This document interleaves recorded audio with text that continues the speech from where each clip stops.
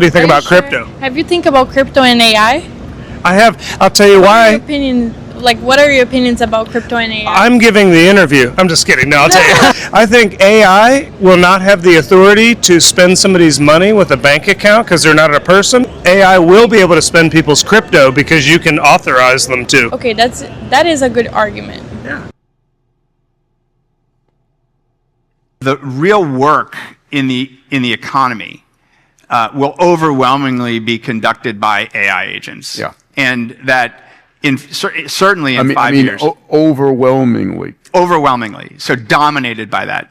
So my view is that we'll eventually see tens or even hundreds of billions of AI agents. They will be conducting work amongst themselves and with each other and across boundaries, across personal boundaries, household boundaries, give me a time organizational. frame. Give me a time frame there. 1 year, 4 years? I think less than 4 years. I think especially within the knowledge economy and in any aspects of the economy that involve information and data and coordination. My own belief is that it'll be dominant. And what that means is that the new internet-based financial system, which we're part of building, has to provide an infrastructure layer that works for the agentic economy. And so we need these economic operating systems alongside these essentially AI operating systems, and they need to work closely together. I'm the Digital Asset Guy, your host, and this is what's going on with AI these days. The first clip you saw was me in Miami doing my street interviews with totally random people on the street in Miami. They were very, very nice, and it was a lot longer interview, but she wanted to know about that, which was a good question. I think she was saying kind of AI was going to make crypto obsolete, or AI was a better investment than crypto, but then she hadn't really known about this. She hadn't thought about it, and thought it was so interesting. You know, the idea of AI being able to spend crypto but not money. I mean, it's hard enough for me to spend my own money from a bank. They're constantly telling me what I can and cannot do. Imagine saying, well, that was my AI agent. You know, I told him to buy that, from Alibaba in China. That was really me just because it was out of the country, but it was my AI agent. I think that would be difficult. But your crypto, there's no one in between you and your crypto, so I could see how that would work. So we're going to look at another clip on AI agents and crypto coming up next. And then we're also going to dive into some other topics. And I'm going to be introducing a new term that I am coining called crypto maxing. We'll talk about it when we get back. See you in a couple seconds.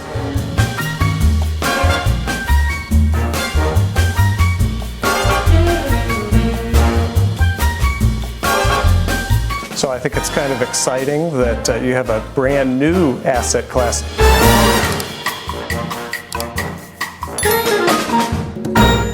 Welcome back. I'm the Digital Asset Guy, your host, and here's the crypto market. On a Saturday, we've got Bitcoin at 63,000, Ethereum just under 1,900. Yeah, XRP still behaving like a stable coin at $1. In the Digital Asset Guy's opinion, this is an incredible opportunity that I don't think will be around forever. Please remember, though, nothing that I say in these videos is financial or investment advice, just my own personal thoughts, opinions, feelings, philosophies, things like that for entertainment and educational purposes only. But this is a really great time to be accumulating. I will be hopefully backing up the truck on some more. Some of these other coins, though, I think maybe they've bottomed. Cardano was down at 14.5 cents, so was Stellar, and they're kind of up off their bottoms, and XRP's down the lowest. If you listen to Blockchain Backer, he talks about all of the historic on-chain numbers, like how many coins were sold, when we were oversold in the last bear market, and things like that. So go ahead and watch him. Today, Blockchain Backer put out a rare Saturday video, so go watch that. Here is I Trust Capital, the Digital Asset Guy's favorite place to buy, sell, and yes, hold cryptocurrencies and digital assets. Oh, I think they changed this screen, all in one platform. Yeah, they changed this a little bit. But you can hold your crypto inside of a Roth, traditional, or SEP. Wow, I like how this looks better to me. Or in a premium custody account, which is a regular account, but you still only pay a 1% transaction fee. And also the treasury is the same if you have a business trust, nonprofit, or LLC. And here's Caleb and Brown, my newest partner. They are probably the only game in town where they have crypto brokers where they can custody your digital assets, but they also have crypto brokers who are trained brokers who can talk to you and give you financial or investment advice on your crypto. So go ahead and click on either of those links below and start today. I truly do believe this is when nobody wants to touch crypto, but this is my third full cycle. And the times where I bought a little in the beginnings, where it was the scariest times, and I just kind of said, well, the prices are down, I'm going to buy those, have always been the best. I mean, if you just look at the market cycles here on Bitcoin, we'll just use it for example. Every time, it goes up, it goes down. But when it goes down, it's not as low as the previous bear market. And then we go up and we're back down. But this is higher than this. So people say, well, it shouldn't come down like that. It's not coming all the way down. It's higher every bear market. It's a fact. It's history. Go look at it. I get so tired of people saying that. But anyway, here's another AI video. This was from April 20th. And we've got Palantir co-founder. There's one buyer that will be important in Bitcoin. And I think he means Bitcoin and crypto. I think he probably means cryptos that can actually move as fast as AI agents can buy and sell and spend it. And that would be XRP. Let's take a listen to what he says. I think you think Bitcoin is real, right? My question now is it's become mainstream to the point of ETFs. I think it's to be harder to go higher quickly. Now, unlike it was supposed to be that everyone can get in now and that all the ETF companies are going to need to buy Bitcoin to put it in the ETFs. To me, it's like if you bought it at $800 or $8,000, you were smart. You went through a lot of trouble to buy it. Now everyone can buy it. I think it's going to be here for a while. There's not going to be a whole new financial story driving it from the side of buyers necessarily, although there's one type of buyer that could be very important here. AI agents are going to start doing a lot of things in our economy. And for AI agents to coordinate with incentive systems, they're probably going to use crypto. And so if this AI story works out in certain consumer areas, especially... And then tokenizes everything. To AI, do you, Kathy Wood, 500,000, $1 million... And that's I can't believe any. Yeah, but they're not going to be trading Bitcoin. They might be using Ethereum. They might be using Solana. They might be using other things. Right. Oh my gosh, this Andrew Ross Sorkin, he kind of irritates me. He was trash talking crypto in the early days, and then now on this video, he's like the expert. They could be using Bitcoin. They could be. So it's been so irritating to watch this whole thing since 2016 and the way people are two-faced and things. But this video was older because Bitcoin's at 40,000, but it's the same narrative as we have now, and AI is getting more and more powerful. Those are the three they might use, and they're probably all correlated at the end of the day. And the 500,000 story for me, Joe, is more about the macro question. Are we going to be in a massive deficit in 25 and 26 and spending money willy-nilly, irresponsibly? If so, what asset's safe? I mean, if you have inflation come up again, you have bonds sell off again with crazy government spending, that's a story I'm hearing from a lot of my friends who know macro better than me. You could see crypto do very well. Yeah, we're not going from 100% debt to GDP back down to 30 just by waving a magic wand, are we? How are we going to do that? Well, you got to fire a lot of. See, I got to fire a lot of people. I like watching videos that are older. I realize this one was older, but it's interesting to hear what people were saying. And this was maybe about 2022 or so. It's always interesting to learn from the past. Speaking of learning from the past, I put this picture where I said Bitcoin just depegged, like it's a stable coin, because it's acting like a stable coin right now. I mean, really, look at it. How is it staying exactly at $1? That's so funny to me. But So anyway, Melissa from the Dip a Toe show, she said, what are your thoughts?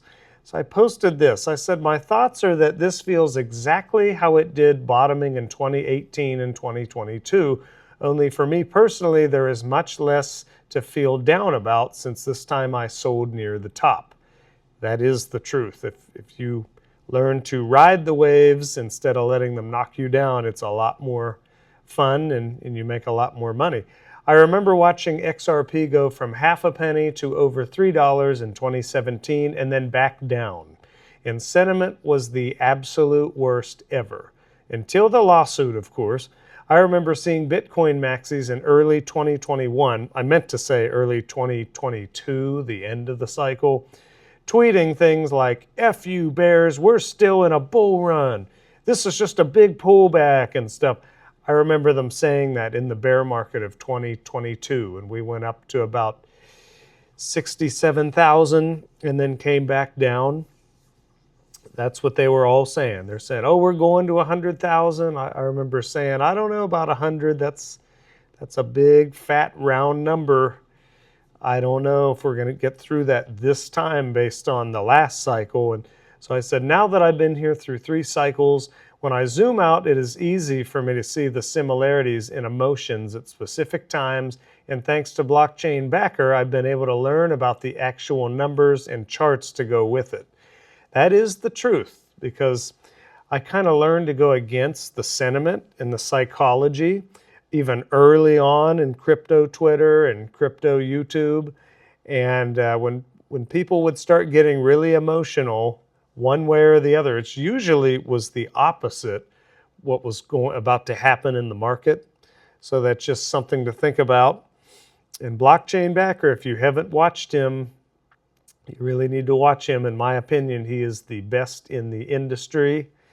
So, but the cool thing is, a lot of people say, well, digital asset guy, you should learn and be a chart analyst. You should do this and that. And there's a lot of people telling me what I should be doing all the time. But here's my thing. I'm all about the charts, but I've also done really well going by mastering the emotions and just looking at the big picture and going with the 4-year cycles. Yeah, I realize we may not always be in 4-year cycles, but I've done pretty well at it. Then when I'm able to watch Blockchain Backer, it makes it even better to see the numbers going along with it.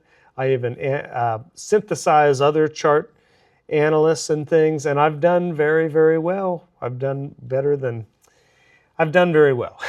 And so I'm just saying, my thing is I like talking about the other aspects of crypto life rather than just the charts, just the sentiment, just the prices and the news, all that. I like talking about how crypto life and the impacts from investing in crypto affect the other aspects of our lives, rather not just financial, but lifestyle, relationships, dating. You all know I like to complain about that, but here's something I thought was interesting. Evan Aldo, my good friend I just ran into the other day in Miami. I was walking the streets. I knew he lived there, but I never thought we'd run into him. I did not know he lived in Brickell or around there. And then we're just walking the streets and this happens. Walking up to totally random people, but I think, are you kidding me? Really? We have Evan Aldo. What's going on? From Paul Barron. Nice to see you, Sam. See what happens in Miami. So he's there, and we had a good night. I got Evan. He cut his teeth on some digital asset guy style crypto interviews on the street, and it was a good time. And so we were right in his neighborhood. I didn't realize, but then I saw this. This was from a while ago. This X is like creepy. How when you're just thinking about things, it'll bring up an old video or whatever. So I saw this video where Evan says, you're 29 and you're living the life you always dreamed of, watching Clav on your 75-inch flat screen in Miami high-rise. Life is incredible. That is incredible. And so I just saw this video. I was like, wow, because I was just watching Clavicular. Right? Like people will say caloric surplus, 500 milligrams of testosterone. That's going to make you... I was just watching Clavicular the other day when we got back from Miami, and also my pilot slash bodyguard slash one of my best friends ran into Clav in Miami, flying somebody else somewhere, I think getting off a plane or something, ran into him and took a picture and sent it to me, and it was just interesting. He said, yeah, he's not too, he's very approachable and pretty nice and things. And so this is what I have to say about clavicular. When I got home, I was watching one of his videos where he's talking about how much it costs in Miami, and we all know he's coined the term looks maxing. And I'm not saying I disagree with that. It's just not really my bag. But so here's what he had to say about living in Miami, how much it costs. And I loved Miami. It was a great time, but I was glad to come back home too. I don't know if I would want to live in Miami for me personally, but I see why a lot of other people, that's where they want to be. But here's what Clav had to say. I wouldn't want to live anywhere near Miami for less than $10,000 a month. $10,000 a month? Yeah, I think that's a good answer. Because I think that rent is probably going to start around 2 to 3K, maybe in like Edgewater. Like, good luck in Brickell. Like, you're not living in Brickell. You're not living in downtown for less than 5 to 6K. Even for like some of these 1 or 2 bedroom apartments. And then you have your car payment, you have groceries, and God forbid you want to put away a single dollar in your savings account. Then or you want to invest a single dollar in crypto. It's not worth living here, And I see a lot of people who have this online income. They start making a little bit of money and they move to Miami. It's like, why? You don't need to be here. There's no reason for that whatsoever. You might as well live somewhere with a super low cost of living and put some money away. Look, he's been talking about how looks maxing has affected his life and everything. And now a guy like him, I could see him wanting to live there for everything he does and things. But for someone like me, I've considered myself a minimalist in most aspects of life since I got into crypto. And here's why. I stopped trying to be a maximalist in terms of material possessions like houses, cars, things like that, because I wanted my money to be able to invest it in crypto, in digital assets. So I realized buying a house is not going to make me happy or do what it's not going to do anything for me. It's not going to get me where I want to go. I stopped being a maximalist in terms of also like dating and relationships and trying to impress girls and this and that, because I realized that was really not going to get me where I wanted to go. Hence my kind of frustration with dating and things like that. Makes it even harder when you're in crypto. But so I'm a minimalist of most other, types of most other aspects of life. Like, I live in a 2-bedroom apartment, which makes me feel like I'm in a mansion, but it's perfect for me, and it's the exact apartment that I've always wanted. I waited till it came open. But so I'm very minimalist in those things. I drive a Honda Civic. Somebody the other day accused me. He said, well, man, I bet you let your Lambo do your talking and attracting your girls. That's why you can't find a girlfriend. I said, yeah, no, I drive a Honda Civic. And then he kind of, he suggested that as if that's the lifestyle I had, because he didn't really know me. I was meeting him that for the first time that night. But anyway, the point is, I've been minimalist in all other aspects of my life. But I consider myself a crypto maximalist. I'm a crypto maxer. I maximize my happiness and overall well-being in life through investing in crypto and living crypto life, because it's been proven to me time and time again that it makes me better. It makes me happier. It makes me healthier. It makes me waste less wasteful, however you want to say it. And it's getting me where I want to go in life. And I look at some other friends, and I don't want to, this sounds a little judgy, but I see where they are in life with the big house and the brand new cars, and they're basically trapped in their corporate jobs or whatever they do, and they're keeping up with the Joneses, and they got married. Some of them, I know they are not super happy in their marriages today, And I just have to zoom out, kind of like with the crypto market, but I zoom out and say, man, I'm really glad that I didn't go that path, because that's not where I want to go. But living my little minimalist lifestyle of all the other aspects, but being a crypto maximalist and crypto maxing, it's getting me where I want to go, and I'm doing it my way, and I like it. It's not to say, Miami, living in Miami and being a looks maxer or anything. I don't have any problem with that. It's just not my bag. So just something that I wanted to chat a little bit about. What do you think about crypto maxing? Could you ever be a crypto maxer? What do you think about looks maxing is the other thing. It seems a little unhealthy, but with how difficult dating is today, it makes a lot of sense, because you're competing with everyone in the world because of social media and dating apps. So it makes sense. I just choose to play in a different sandbox, and I am a crypto maxer. And I'm just at the beginning of my journey on being a crypto influencer. And that has enriched my life tremendously.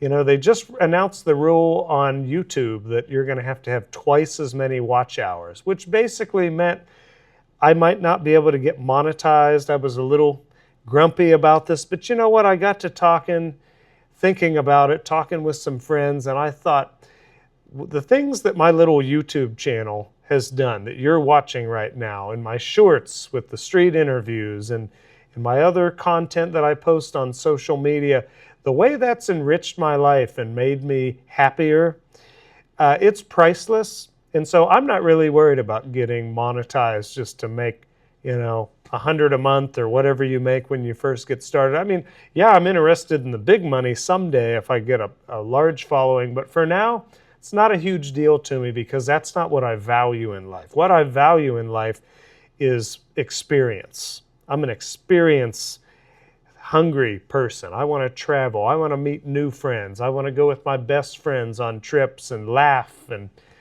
get so tired that we go right to sleep, when in everyday life, sometimes I have trouble sleeping because I think it's like a mental thing where I didn't do enough, and I'm very extroverted. Maybe I didn't talk with enough people, so I just can't sleep at night. But when I go and have these amazing experiences, like in Miami or at XRP Las Vegas or places, well, at XRP Vegas, I can't sleep because I'm too excited. But anyway, when I get with the right people and have the right experiences, that's what makes me happy and enriches my life. What makes you happy? Okay, this video is going on way too long. Gotta cut it here, but thank you so much for watching. Please hit the like button. It's free. It really helps me out. Give me a thumbs up. Make sure you're subscribed, and please share this video with anyone who you think would enjoy it. Whether they're going to be educated on crypto a little bit or they're going to be entertained, makes no difference to me. Share it with them and we'll see what happens. Thank you so much. Digital Asset Guy out.